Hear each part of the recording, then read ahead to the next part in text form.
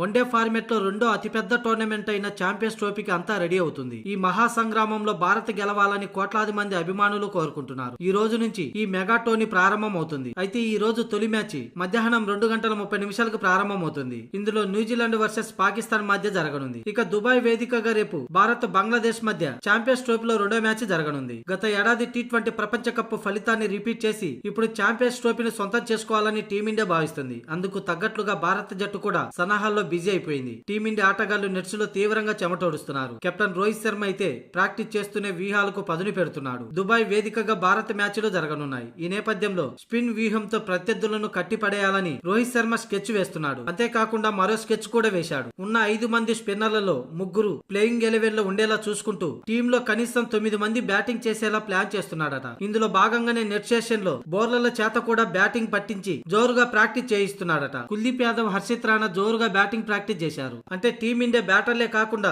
అటు బౌలర్ల చేత కూడా బ్యాటింగ్ చేయించేలా రోహిత్ శర్మ అదిరిపోయే స్కెచ్ తో ప్లాన్ తో ఈ ఛాంపియన్స్ ట్రోఫీలో బరిలోకి దిగాలని చూస్తున్నాడట. ఇకపోతే ఈ మధ్య ఇంగ్లాండ్ తో 3 వన్డేల సిరీస్ లో టీమిండియా క్లీన్ స్వీప్ చేసింది. మొత్తంగా బ్యాటర్లందరూ ఫామ్ లో ఉండడం టీమిండియాకు కలిసి వచ్చే అంశం. అలాగే స్పిన్నర్లు కూడా మంచి ఫామ్ లో ఉన్నారు. ఇక ఫాస్ట్ బౌలర్లపైనే టీమిండియా ఆశలు పెట్టుకుంది. సెమీ, హర్షిత్ రాణా, హర్షదీప్ సింగ్ లాంటి బౌలర్లు రిధం అందుకుంటే టీమిండియాకి ఇక విజయాలకు డోకే ఉండదు. మొత్తానికైతే రోహిత్ శర్మ తన అద్భుత స్కెచ్ తో బ్యాటర్లే కాకుండా బౌలర్లు కూడా బ్యాటింగ్ చేసేలా ప్లాన్ చేస్తుండడం టీమిండియా మంచి వ్యూహంతోనే బరిలోకి దిగే అవకాశాలు కనిపిస్తున్నాయి.